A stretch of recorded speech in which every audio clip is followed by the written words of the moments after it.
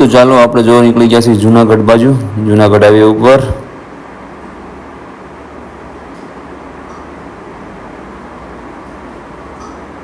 તો કેમ છો મિત્રો? મજામાં? બધાને જય માતાજી. તો મારું નામ છે ચાવડા અરુણ અને આજે ઓલો કંઈક આપણે જુનાગઢ બાજુ જઈ રહ્યા છીએ. તો હું તમને થોડું એક મસ્ત લોકેશન બતાવો. આવાથી દેખાય છે જોરદાર. કેમ કે આપણે ગયા હતા શું કે ઓસમ પર્વત, એનું લોકેશન છે જો ખાલી. હવે જુનાગઢ જઈ જશે તો આ થોડોક બ્રેક માર્યો તો આપણે ચા નાસ્તો કરો ને એવું બધું કરો. જુનાગઢ અહીંથી 20 કિલોમીટર જેવું દૂર છે અને આ રસ્તો રોજાની જુનાગઢ બસ જઈ જશે. અહીંયા શું કહેવાય હોટલ હતી એટલે હું ભર્યા હતા. તો વ્લોગમાં જોડે રહેજો, બહુ મજા આવશે ને આપણે મળશું જુનાગઢ જઈને જ પછી ત્યાં આગળ. કેમ કે અત્યારે ટાઈમે પણ કેટલો થયો છે? અત્યારે 4 વાગવા આવી રહ્યા છે સમથિંગ. આ બધું જમીન એકદમ લેવલ માં બધી લોકોની જો પર્વત હોય કોઈ મોટા કોઈ પર્વત દેખાય, બાકી તો મોસ્ટ ઓફ જમીન બધી લેવલમાં છે એકદમ.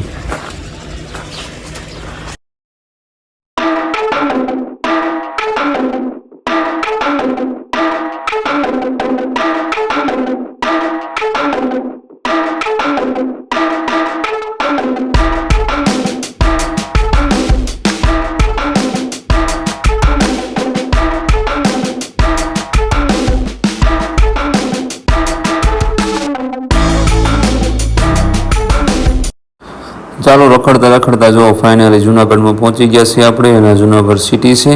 આપણે આવ્યા હતા લોંગ ટાઈમ પહેલાં અને બીજી વાર આવ્યા છીએ. આ જો બધા લોકો નાસ્તો કરી રહ્યા છે અને કાંક 5 વાગ્યાનો ટાઈમ લગભગ સમથિંગ થઈ રહ્યો છે. અને પાછા જો અમે નીકળી ગયા છે એ બાજુ. કેમ કે સિટીથી થોડુંક શું કહેવાય આપણે જે ભવન છે થોડુંક દૂર છે. આ ભાઈ જો બાઈક ચલાવે, ભાઈ વરસાદમાં પડશે આવો તમે હવે. અને જો આવું કોઈ વ્યૂ આવે છે, વ્યૂ એકદમ લોકેશન બોલે ને તો એક નંબર છે. કેમ કે ચોમાસાની ઋતુ હોય, મોનસૂન ચાલુ ને લોકેશન તો એક નંબર છે. તમે જો બાદલ કેવા જઈ રહ્યા છે એકદમ પર્વતને અડીને, આમ જોરદાર લોકેશન ટૂંકમાં તમે આવો ને. અને પછી ગોલાઈ જવાથી સમજાણું એનું વખત જાજા આવે છે એટલે જોરદાર લોકેશન આવે. અને બાઇકો ચલાવવાની બહુ મજા આવે. અને અમે તો શું કહેવાય થોડું લેટ થઈ ગયું આવવાનું હતું. અને બ્રિજ એક જોવા મળ્યું, રાજકોટમાં બ્રિજ હતો ને એવો થોડો બ્રિજ અહીં આપણને જોવા મળે છે.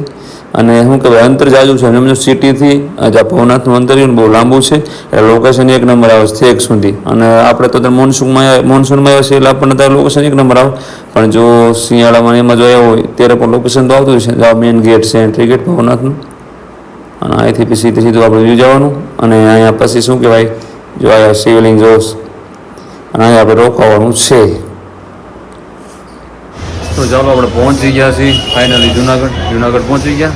અને અહીંયા બાજુમાં ડુંગરની બાજુમાં શું કહેવાય એક આશ્રમ ગૃહ કહેવાય ટૂંકમાં, ત્યાં રોકાવાનું કર્યું છે. સમજો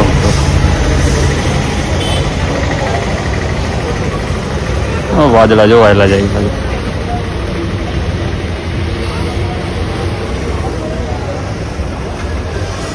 એટલે આ નથી ડુંગરો ગિરનાર કહેવાય ને, આ નથી રહેવું ગિરનાર. હું તમને દેખાડું હાલો ક્યાં છે નહીં.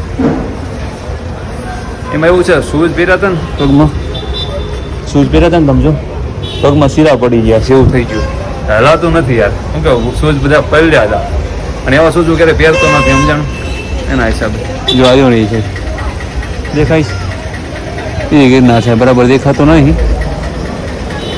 જો કેવી પર્વતમાળા ચારે બાજુ છે.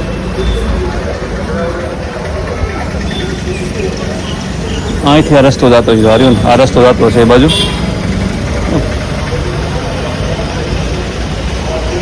હવે રહેવા માટે બધા આવાસ જ લાગે છે ચારે બાજુ. જો આ બાજુ પણ છે ધર્મશાળા. બાકી આ નજારો જોયા લાયક છે. જો આ દેખાય નહીં તમને, જોવા રહ્યું.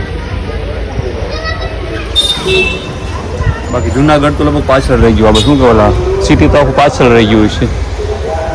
જો ઓલા ગણે એવું દેખાય છે. બધા શું કે પર્વતને અડીને હેલા જાય છે.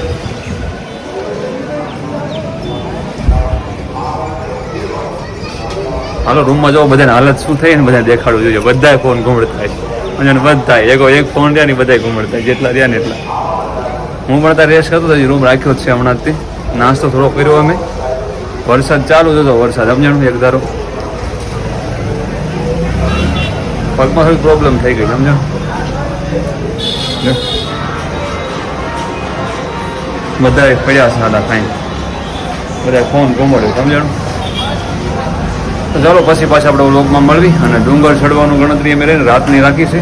હવે જોઈએ આ બધા શું લોકો પ્લાન કરે છે, અને અગર શક્ય રહેશે તો આ વ્લોગમાં બતાવીશ, અને કે પાર્ટ બીજો આવશે આનો, કેમ કે વ્લોગ બહુ મોટો થઈ જશે.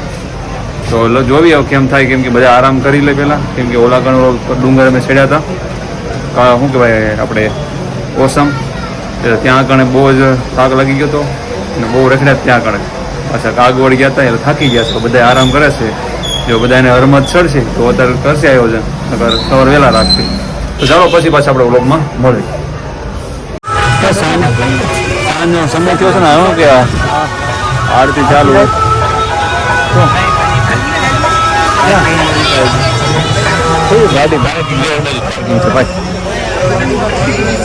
વરસાદ ચાલુ થઈ ગયો, અમે ગાડીઓ ભાઈ પલ્લે 3-3. આરતી કેવી ચાલુ છે ભવનાથ તળેટીમાં? જોવો તમે, આરતી જોરદાર ચાલુ.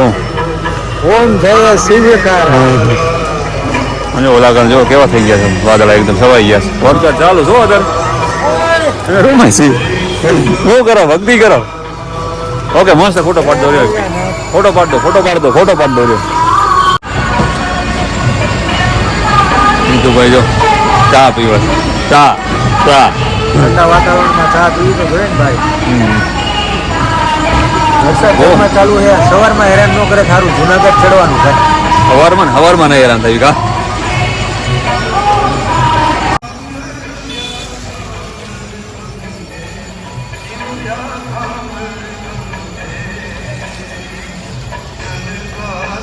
હા ભાઈ જો ગાડી સભા મારે હવે જવાનું છે, થોડુંક આપણે શોપિંગ કરવા જવાનું છે. હા હવે ક્યાં જવાનું ક્યાં જવાનું? શું લેવા જવાનું? શોપિંગ કરવા ટૂંકમાં ગબરી ગબરી લઈ લે ને પહેરવા ઉપર ગિરનાર વહેલા ચડવાનું હોય એટલા માટે એક જો બે ઓલબા છે. તો ચાલો હવે ત્યાં જઈને મળવી, ક્યાં જાવી છે જોઈ આવ. હા ત્યાં જઈને મળવી આવો. હા, પેન્ટાલું જોઈએ મળે. હાલો.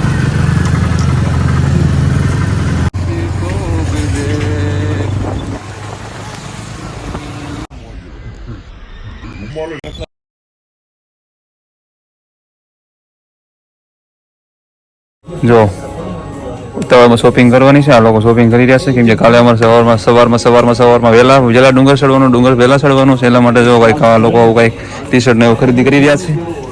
જોડી બનાવી રહ્યા છે. બને એટલે ટૂંકમાં શિસ્તમાં વાત કરી રહ્યા છે ને, આપણો અવાજ પણ નહીં સંભળાતો. સેમ બસ દિવસો પછી એવો કાચ જોવા મળ્યો આખો સીધો. હા, ઉપરથી નીચે સુધી. કિશનભાઈ ઠંડી બહુ લાગે છે, એમાં એસી સારું શું કરવું બોલો? વરસાદ ના પલડી ગયા યાર, હવે ઠંડી લાગવાની જ છે ને. હવે તમે હજી પાણી શરદી ન થાય તો બરોબર. હવે જોવો ને તમે ઠંડી, એમાં એસી ચાલુ જ પાછું. અમારી જો આખી સમાજ શું કરે શું ખબર લે તો સારું, બીજું બધું કયું કરે.